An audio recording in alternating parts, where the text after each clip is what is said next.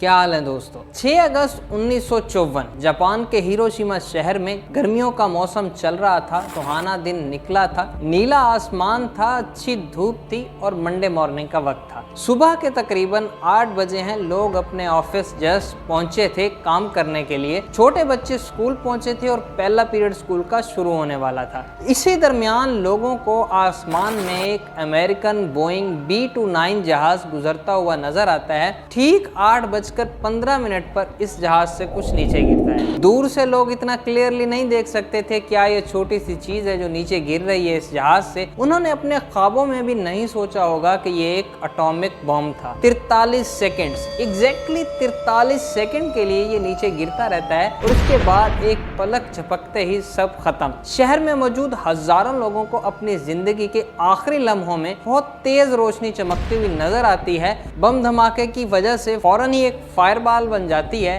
कह सकते हैं कि एक छोटा सा सूरज बन गया हो। जमीन का दर्जा हरारत 4000 डिग्री सेल्सियस तक पहुंच जाता है।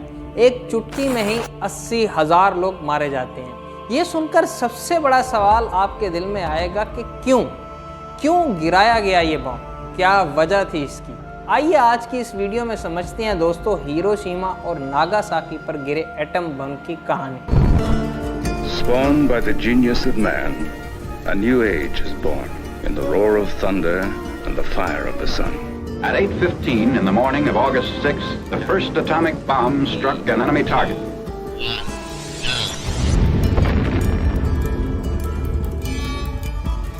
In this instant, Robert Oppenheimer recalls a passage from a sacred book of the Hindu. Now I am become death, the destroyer of worlds.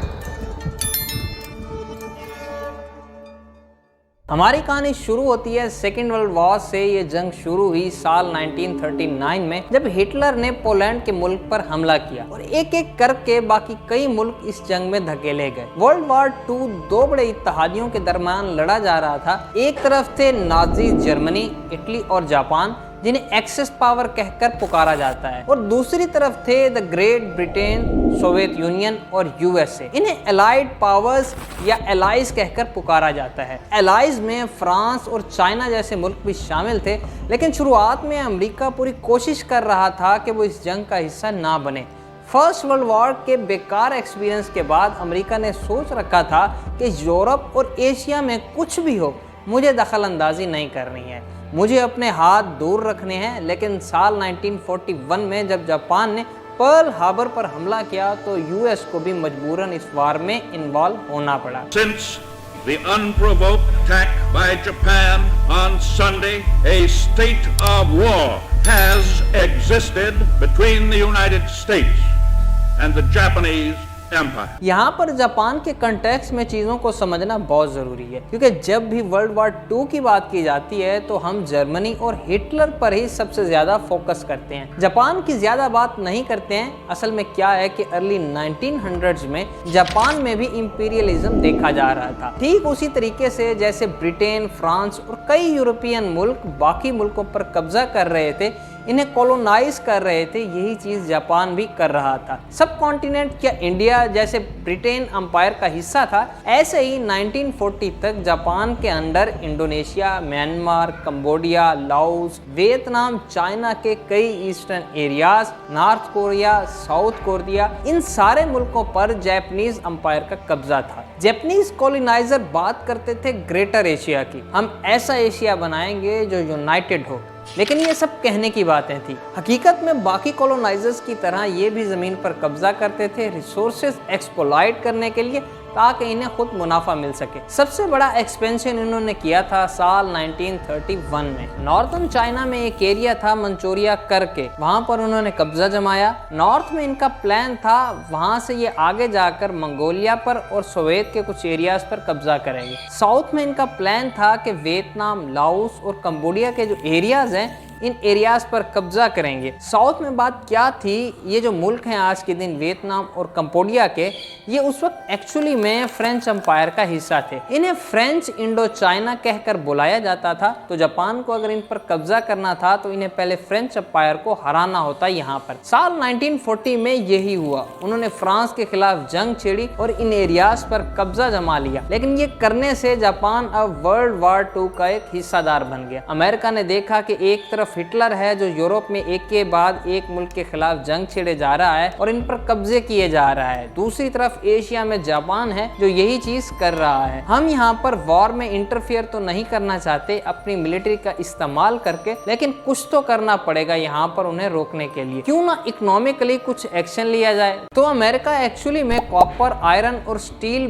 बड़े एसेंशियल रिसोर्सेज हैं, इन्हें जापान को एक्सपोर्ट करना बंद कर देता है, इस पर पाबंदी लगा देता है। उम्मीद ये थी जापान ये देखकर एक्सपेंशन बंद कर देगा और आराम से बैठेगा, लेकिन ऐसा होता नहीं है। रिस्पांस में फिर अमेरिका एक्चुअली में तेल बेचना बंद कर देता है जापान को। इस जमाने में ऑयल खास तौर पर बहुत ही इंपॉर्टेंट रिसोर्स था जापानीज लोगों के लिए, और 80% ऑयल जो जापान में आता था वो अमेरिका से ही आता था। अमेरिका ने कहा कि हम एक ही शर्त पर तेल वापस शुरू करेंगे तुम्हें देना, पहले तुम चाइना के जो एरियाज ऑक्युपाई किया है वहाँ से वापस निकलो और जर्मनी और इटली के साथ अपने अलायंस को तोड़ो। लेकिन ये करने का मतलब था अपने जो ख्वाब थे ग्रेटर एशिया बनाने के जापानीज लोगों के, वो ख़त्म करना पड़ते जापानीज एम्पायर को। तो उन्होंने दिल ही दिल में सोचा भाई तुम भाड़ में जाओ अमेरिका, हम कोई और रास्ता ढूंढते हैं। उन्होंने देखा जो मलेशिया और इंडोनेशिया के एरियाज हैं यहाँ पर तेल और बाकी रिसोर्सेज अच्छे मिलते हैं, क्यों ना इन एरियाज पर ही अपना कब्जा जमाएं और खुद ही अपना तेल निकाल लें, तो फिर अमेरिका पर डिपेंडेंट होने की जरूरत नहीं पड़ेगी। लेकिन बस एक प्रॉब्लम थी, इंडोनेशिया उस वक्त डच ईस्ट इंडीज था जो डच के कंट्रोल में था, और मलेशिया उस वक्त ब्रिटिश अलाय था, ब्रिटिश के कंट्रोल में था। ब्रिटिश और डच दोनों अमेरिका के अलाइज थे। अगर इन मुल्कों पर हमला कर दिया तो इसका मतलब था कि अमेरिका हम पर हमला कर सकता है, क्योंकि अमेरिका के दोस्तों पर हमला किया जा रहा है यहाँ पर। अच्छा, हो सकता है यहाँ पर अमेरिका हम पर हमला ना करे, लेकिन इसके बाद जब हम फिलीपींस के मुल्क पर कब्जा करने जाएंगे, क्योंकि एक्चुअली में अमेरिका की टेरिटरी थी, उस वक्त अमेरिका ने फिलीपींस को ऑक्युपाई कर रखा था, कॉलोनाइज कर रखा था, तब तो अमेरिका हम पर पक्का वापस हमला कर देगा, क्योंकि हम उस वक्त अमेरिका की टेरिटरी छीन रहे होंगे। और ग्रेटर एशिया का ख्वाब फिलीपींस के बिना कैसे पूरा हो सकता था। तो एक ही ऑप्शन बचता है हमारे पास, हम इन सारे एरियाज को ऑक्युपाई करें, कॉलोनाइज कर लें, लेकिन इन केस अमेरिका हम पर हमला कर दे तो उन्हें चुप कराना पड़ेगा पहले। अमेरिका सबसे ज्यादा ताकतवर है, अगर एक लंबी लड़ाई चलेगी तब तो हम हार जाएंगे, लेकिन अगर हम चुपके से सीक्रेटली जाकर अमेरिका की मिलिट्री बेसिस पर जाकर हमला कर देंगे, उड़ा डालेंगे इनके सारे जंगी जहाजों को, तैयारों को, तो क्या होगा, तो कैसे वो हम पर हमला करेंगे। इसी सोच के साथ 7 दिसंबर 1941 को जापान यूएस के पर्ल हार्बर पर एक सरप्राइज अटैक करता है। December 7th, 1941. High overhead, Jap raiders are on the loose. Without warning, they circle Pearl Harbor and the city of Honolulu. A surprise attack born of infamy. 350 से ज्यादा Japanese के navy aircraft हमला करते हैं, बम गिराते हैं, और 2 घंटे के अंदर अंदर 19 यूएस नेवी के शिप्स, 188 मिलिट्री एयरक्राफ्ट और 2000 से ज्यादा यूएस के मिलिट्री के लोग मारे जाते हैं। कुछ ही घंटों के बाद जापान इसके बाद जाकर एकदम फिलीपींस पर कब्जा जमा लेते हैं। लेकिन हकीकी तौर पर देखा जाए तो ये बड़ी बेवकूफ़ी वाली चीज़ थी जो जापान ने की। बच्चे ऐसी सोच रखते हैं कि देखो मैं पहले जाकर इन्हें मार देता हूँ ताकि वो मुझे ना मार पाएँ, और फिर इनकी ज़मीन पर जाकर कब्जा कर लेता हूँ, क्योंकि उन्होंने कहा है कि वो वार में इंटरफेयर नहीं करेंगे, तो इसलिए मैं सेफ हूँ। और ऑब्वियसली अगर आप यूएस जैसे बड़े मुल्क की टेरिटरी पर कब्जा करोगे, इनके मिलिट्री बेस पर हमला करोगे और फिर एक्सपेक्ट करोगे कि वो चुप बैठे रहें, ऐसा तो होगा नहीं। बिल्कुल उसी के रिस्पांस में अमेरिका ऑफिशियली वार डिक्लेयर कर देता है कि अब वो भी वार में आ चुका है और जापान के खिलाफ अमेरिका जंग छेड़ देता है। यही वो पॉइंट था जब अमेरिका ऑफिशियली वर्ल्ड वॉर 2 में इन्वॉल्व हुआ। इसके बाद ब्रिटेन और चाइना भी जापान के खिलाफ जंग छेड़ देते हैं, और ऐसा कुछ होते देख नाजी जर्मनी और इटली भी यूएस के खिलाफ वार डिक्लेयर कर देते हैं 3 दिन बाद। तो 1941 के एंड तक वर्ल्ड वॉर 2 अपनी पूरी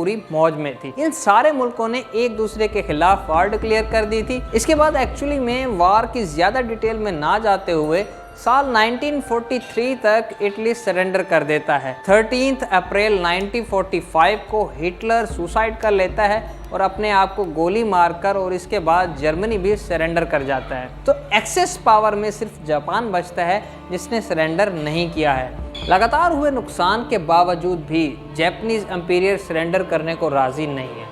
इस पॉइंट पर जापानीज फेसिज्म की डिटेल में जाना काफ़ी इंटरेस्टिंग होगा। असल में बात क्या थी दोस्तों कि जापानीज आम लोगों को भारी तरीके से ब्रेन वॉश किया जा रहा था। जापान में एक बादशाह थे, जापानीज एम्पायर जो थे उनके हेरोहेटी थे। उस वक्त लोगों को बताया जाता था कि ये जो एम्पायर हैं ये देवताओं की दी हुई है। लिटरली लोग इन देवताओं से कंपेयर करते थे, तो जो भी वो कहते अंधाधुन इस पर यकीन करो, अगर नहीं करोगे तो तुम हमारे मुल्क के खिलाफ हो। अगर हमारे जापानीज एम्पायर ने कहा है कि हम इन मुल्कों पर जाके कब्जा करेंगे, इन्हें कॉलोनाइज करेंगे, इनके अच्छे के लिए करेंगे हम, तो वो सही कह रहे हैं। हम जंग पर जा रहे हैं, एक अच्छे पर्पस के लिए जंग पर जा रहे हैं। जो भी जंग की मुखालफत करता था जापान में, इन्हें कत्ल कर दिया जाता था। इसके अलावा कुछ जापानीज कल्चर और ट्रेडिशन जो थे, इन्हें बड़े बुरे तरीके से मॉडिफाई किया जाता था लोगों को मैनिपुलेट करने के लिए। फॉर एग्जाम्पल इनका बोशिडू समुराई ट्रेडिशन,